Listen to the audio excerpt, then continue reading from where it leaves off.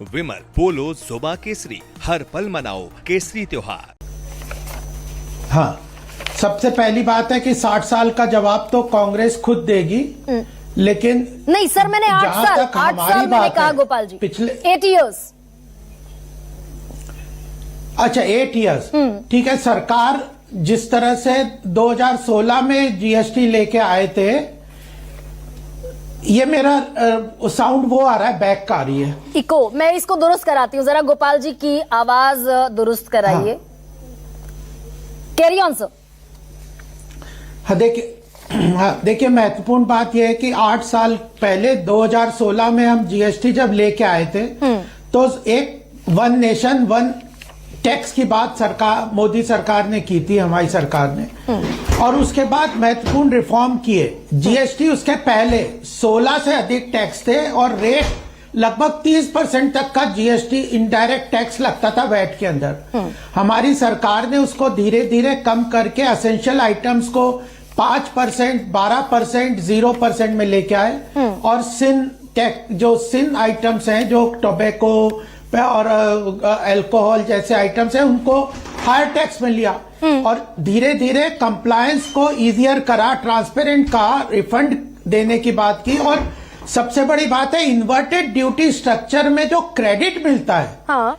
अगर आपने किसी इनपुट चीज को आपने टैक्स दिया है तो उसका क्रेडिट मिलने लग गया, जिसके कारण हमारी इकोनॉमी तेज हुई है। उसके पहले सर्विसेज और एक्साइज ये सब अलग थे, इनका इनपुट टैक्स क्रेडिट नहीं मिलता था।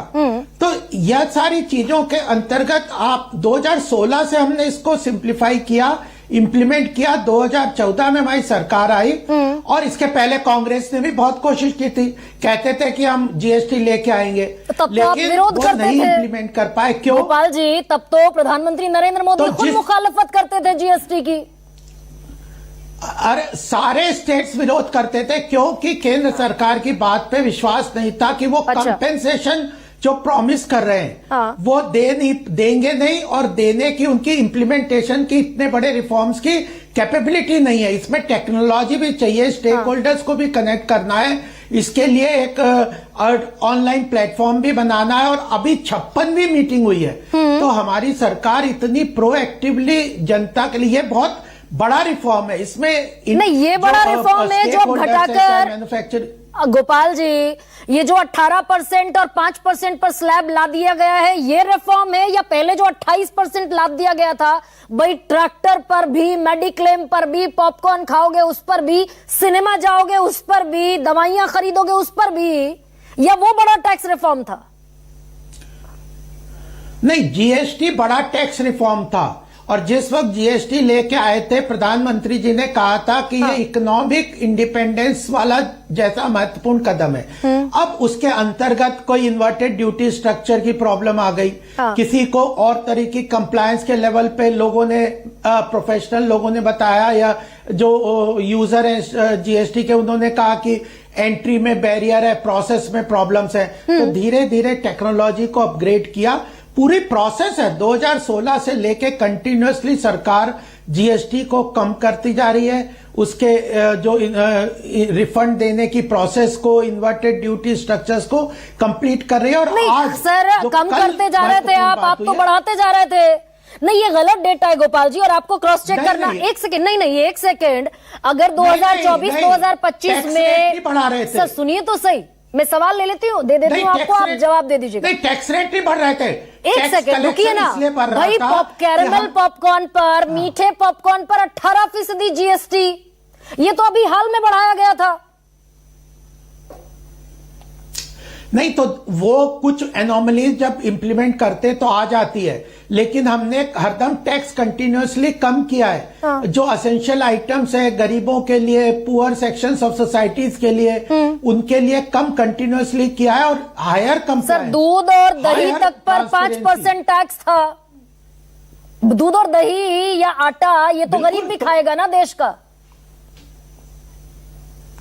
तो बिल्कुल कंटिन्यूअसली एसेंशियल आइटम्स पे कम किया है, और कई जगह पे जो आपने जैसे कैरेमल का पॉपकॉर्न वगैरह की बात की, जो एनोमली इम्प्लीमेंटेशन के लेवल पे आ जाती है, तो सरकार कंटिन्यूअसली उस रिफॉर्म को कर रहे, नहीं तो 56 मीटिंग की क्यों जरूरत थी। अच्छा, दूसरा बात है जरूरत क्या गोपाल जी इसलिए पड़ गई जीएसटी संघ ने उधर से चाबुक चलाया और संघ ने कहा कि ये लोगों की जेब में तो पैसा इतना कम रह गई बचत की पिछले 47 साल का रिकॉर्ड तोड़ दिया, पैसा ही खत्म हो गया लोगों की जेब में, खरीदारी बंद कर दी लोगों ने।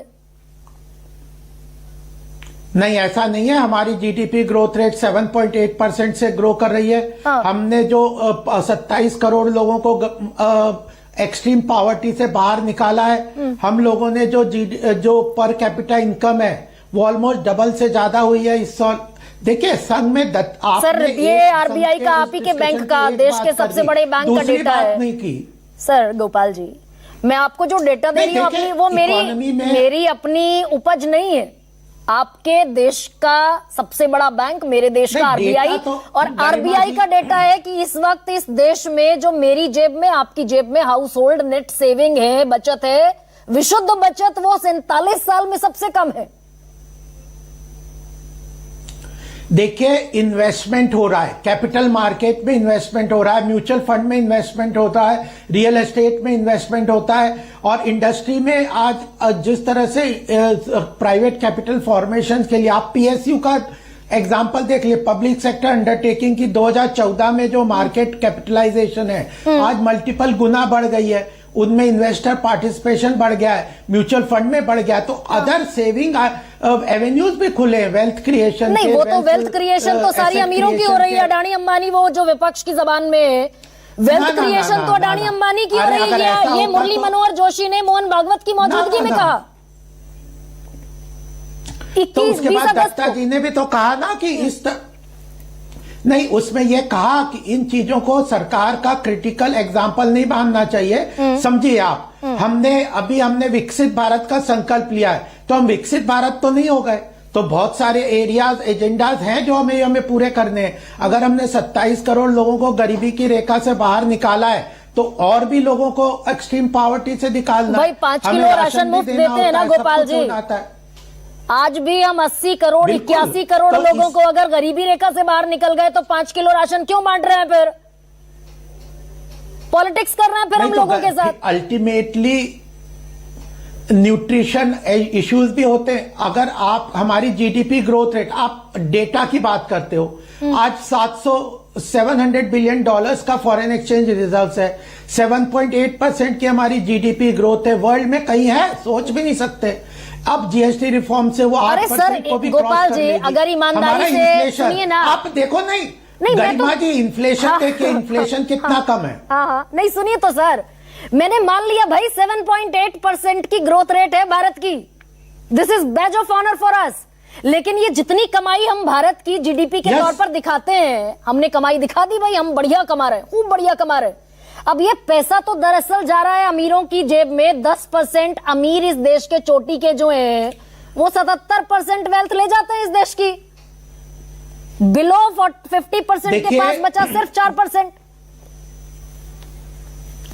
देखिए, जो कंसंट्रेशन ऑफ वेल्थ है वो आज का प्रॉब्लम नहीं है, बट इसका मतलब नहीं है कि आप ग्रोथ नहीं करेंगे। अगर ग्रोथ होगी, मैन्युफैक्चरिंग होगी, इंडस्ट्री बढ़ेगी, तो कंसंट्रेशन ऑफ वेल्थ, कुछ लोगों को पैसा कमाते, इसीलिए सरकार डिस्ट्रीब्यूशन करती है। आपने कहा कि राशन क्यों देते हो, आपने कहा उज्ज्वला योजना क्यों करते हो, आप 5 करोड़ लोगों को मकान क्यों देते हो प्रधानमंत्री आवास योजना में, आपके गरीब किसानों को क्यों किसान सम्मान निधि क्यों देते हो, विश्वकर्मा योजना क्यों चलाते हो। तो यह अल्टीमेटली सरकार का क्या काम है? प्राइवेट लोग वेल्थ क्रिएट करते हैं और उसको सरकार टैक्स वगैरह के साथ रिसोर्स जनरेट करती है, इंफ्रास्ट्रक्चर बनाती है, ईज ऑफ लिविंग बनाती है, ईज ऑफ डूइंग बिजनेस करती है और डिस्ट्रीब्यूशन करती है। आज हमारा वेलफेयर डिजिटल पब्लिक इंफ्रास्ट्रक्चर के माध्यम से 44 लाख करोड़ का हमने पिछले 10 साल में जन कल्याणकारी योजनाओं में जनता को लाभ पहुंचाया। तो वो 44 लाख करोड़ का लोगों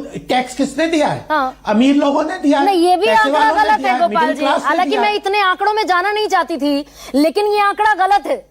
आप कह रहे हैं टैक्स अमीर लोगों ने दिया। क्या गलत है और बताओ? बता रही हूँ सर, आप कह रहे हैं टैक्स नहीं, अमीर लोगों ने मिडिल दिया। क्लास का भी बोला है मैंने। नहीं सर, रुकिए ना। नहीं, मिडिल क्लास और आम जनता ने भी दिया है। नहीं, ये जीएसटी ने भी, जीएसटी में तो आम जनता भी देती है। मैं वही कह रही हूँ, आप तो कह रहे मैं हैं तो टैक्स कह रहा देता है हूँ अमीर आदमी। अमीरों ने भी दिया है। नहीं सर, एक सेकंड, इसको नहीं, थोड़ा सा- केवल नहीं, आप कह रहे हैं टैक्स देता है अमीर अमीर आदमियों ने आदमी। ज्यादा दिया है।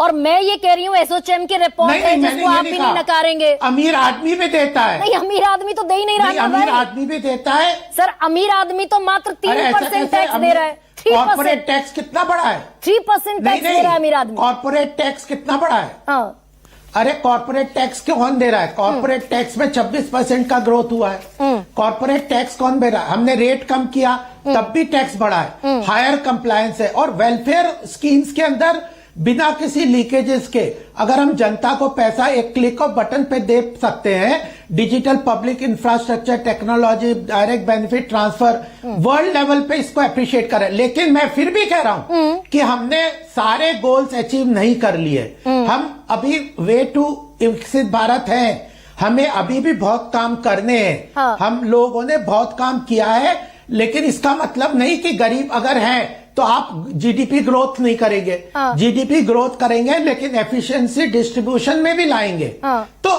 सर तो ये पेट्रोल डीजल की मार पर तो आप सरकार में आए थे, बहुत हुई पेट्रोल की मार, बहुत हुई डीजल की मार। अब की बार मोदी सरकार पेट्रोल के दाम क्यों नहीं घटा देती है बीजेपी? तो उस वक्त 73-74 रुपए हुआ करता था, अभी 100 रुपए। इंटरनेशनल मार्केट में क्रूड ऑयल उस समय हुआ करता था $104 पर बैरल, अभी है $70 पर बैरल।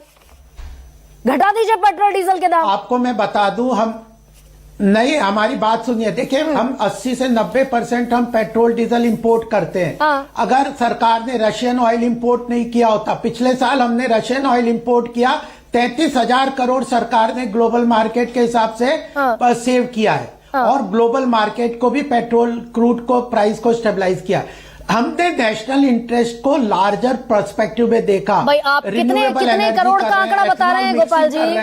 सोलर नहीं, रुकिए ना, कितने करोड़ का कितने हजार करोड़ का फायदा हुआ रशिया से तेल खरीदा तो?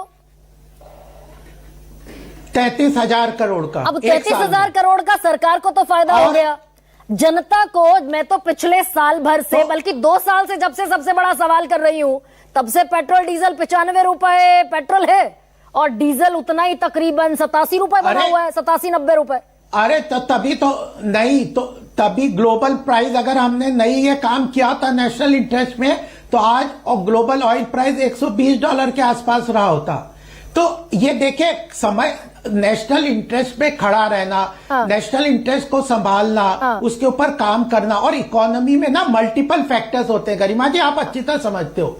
कोई एक फैक्टर केवल पेट्रोल डीजल प्राइस को कम कर दो नहीं सर, मैं तो ये समझती हूँ साधारण जबान में, एक सेकंड अमिताभ जी, मैं तो साधारण जबान में अमिताभ जी समझती हूँ भाई, पेट्रोल डीजल के दाम कम हो जाएंगे, दाल सस्ती हो जाएगी, तेल सस्ता हो जाएगा और नमक सस्ता हो जाएगा, तो जो गरीब की जरूरत है। जीएसटी से कम किया है ना। अच्छा सुनिए ना गोपाल जी, एक सेकंड, पेट्रोल डीजल क्यों नहीं कर देते? प्राइसेस कम किए ना, इन्फ्लेशन कम किया है ना। पेट्रोल डीजल क्यों नहीं कर सकते? अच्छा गोपाल जी, पेट्रोल डीजल क्यों नहीं कर? वो भी, अरे तो उस प्राइस को कंट्रोल में रखा हुआ है। और आपने इंफ्रास्ट्रक्चर डेवलपमेंट देखिए, 11 लाख करोड़ का पिछले कई साल से हर साल इंफ्रास्ट्रक्चर डेवलपमेंट करे। आप कहीं भी चले जाइए, रोड्स अब दरअसल गरीब आदमी तो ना कार में चढ़ता है सर, रेलवेज कैसे? अब वो 11 लाख करोड़ जो इंफ्रास्ट्रक्चर पे खर्च हुए, अगर हमने ठीक है। रोड अच्छा एक सेकंड गोपाल जी, अमिताभ कुंडू,